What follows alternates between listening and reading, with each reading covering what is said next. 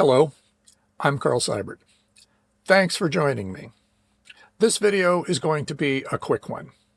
In our last video, we looked at how we could display on our web pages C2PA content credentials protected pictures and keep those content credentials intact. We could make content credentials work on certainly most any WordPress website and very possibly on your website, regardless of what sort of CMS it uses. I'll jump out of the way and we can look at what we did and what happened.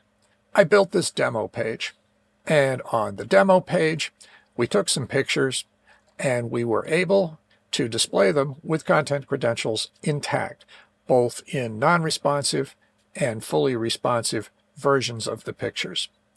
What I wasn't able to do, that was kind of disappointing, is I wasn't able to make the link that allows us to instantly verify a picture on our page on the CAI's Verifier tool. Now, I had used a browser extension that works fine to tell us that there is a valid credential for the picture, but there's a button in the extension, and here, we'll just pop it up and look at it. There is a button right there that allows us to inspect the picture. And here we have the CAI's Verifier link just as a button, and it should show us the content credential record for this particular picture. But when we try to use it, something went wrong. So I looked into it, and it took me a little while, and I found the culprit. And that turns out to be something called CORS, which is Cross-Origin Resource Sharing. Now, at this point, it's time for a disclaimer. I am not a security expert. I do not even play a security expert on YouTube.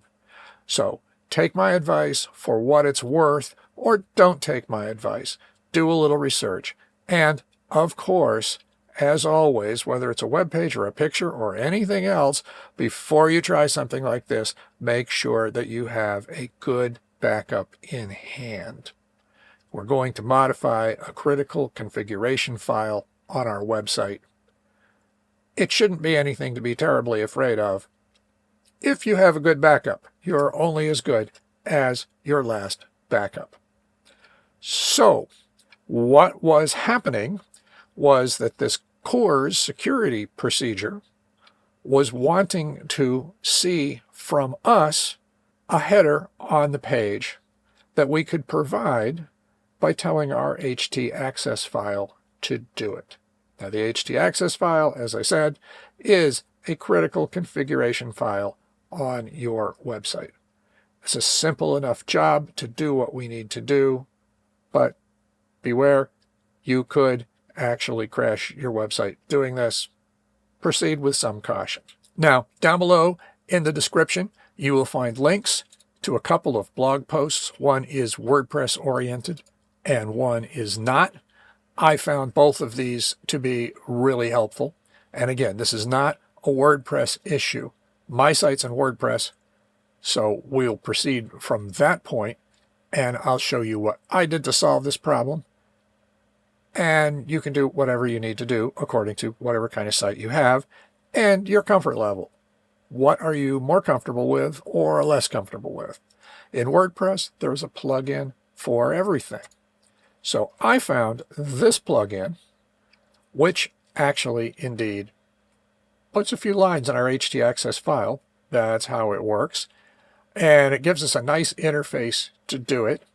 And if we don't have actual direct access to the htaccess file, this might be a way to go. If you like a nice GUI, this might be your thing too. Now, with any WordPress plugin, I always look at the number of installations. It's only about 5,000 for this plugin. And I kind of look at the reviews. So 5,000 installations. This particular plugin, there are only 2 actual reviews. One person loved it, and one person hated it. He said that it crashed his site. So there, we have been warned. Looking around at the rest of this, it seemed like the developer was pretty serious. He seemed to respond when people asked him questions, and it was updated as I record this 2 months ago. So I was okay with it. I was comfortable. Your mileage may vary. So what did we do? Well, I installed it, and if you have a WordPress website, you know that you can install plugins in literally less than a minute. It's a couple of clicks. We won't go over that. Here is its settings page in my plugins panel, and we can do various things to it. We can turn it on, and we can set some parameters. Here, where it says the allowed websites that we want to be able to share resources with, by default, it comes with a star in this field. That just doesn't seem right at all. So I put in the contentcredentials.org domain. You can put in as many of these as you want or not. You could use the star if you wanted. It's probably not going to hurt you. But again, I'm not a security expert. What do I know? We have some parameters here where we can allow or disallow certain things. I said yes. What we want to share is images. No, I'm not serving any fonts. Don't allow credentials. Basically don't allow anything that we don't actually need. We have some methods that we can allow or disallow. And I said get would be fine. And the rest of them, no, let's not. We don't need it. Let's not do it. Now, I should point out at this point, first off, this is probably to protect the CAI, not to protect us. And secondly, this is a different thing from hot linking, which is stealing bandwidth if it's not authorized, or just an ordinary thing to do if it is. We mentioned it in the last video, and that's just where you post a picture that's served on some other website by putting in the URL of that picture from wherever it is. And that is, in fact, one of the methods that we use to preserve our content credentials using a URL from our own site. That was part of the last video. Anyhow, so we've switched this thing on, and we have saved it. If we jump back here to our failed attempt to verify a picture, and we will go backwards from there to the demo page, and here we have a button. Nothing special. It's just a CTA button, and I've put that link that sends the picture to the verifier page in this button, and we press the button, and here we are. This is the content credential record for this picture. It worked, and that's a good thing. So let's look here. Let us see if my browser extension that I used last time works. And it does work. Yeah, there we go. And it does work in the sense that it's telling us that we have a valid content credential for this picture. If we hover, it gives us a button to inspect that content credential. The button wasn't working before, and now the button is working. So there it is. That's all we set out to do. It was just really pretty simple. It took quite a while Googling it to figure out what the problem was, but that might just be because I'm a little slow. In any case, got it figured out, and we're good to go.